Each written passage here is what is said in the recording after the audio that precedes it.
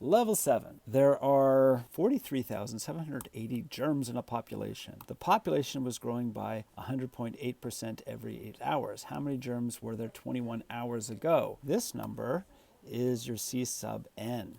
This is what you end up with. We're after the C sub O, so we don't know what that is. R1 plus I. Our growth rate is 100.8%, which is 1.008. We're going to add that to 1. We're adding 1.008 to 1, which gives us 2.008. The B, well, the P is 8 hours. P is equal to 8. B is 1 over 8. T is 21 hours. We're after BT, which is 21 over 8. BT is equal to 21 divided by 8, and that's going to give us 2.625. Let's look at our formula. C sub n is equal to C sub 0 1 plus I to the BT is equal to C sub 0. 1 plus I is 2.008 to the BT, which is 2.625.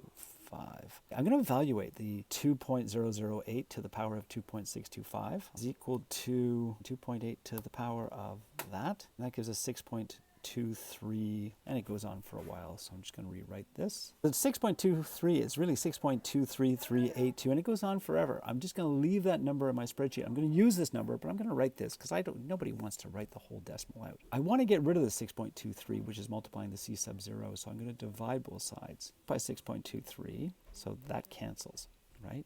And then but if you divide the right-hand side by 6.23, you also have to divide the left-hand side by 6.23, is equal to 43,780 divided by the 6.233. Well, that gives us our answer. But we have to round this because we're talking about germs, and you can't have a fraction or a decimal of a germ. 9 tells the 2 to round up to a 3. 7023 germs. 7,023 germs to start with. And then press enter to check to see if you're right. That is it for level 7.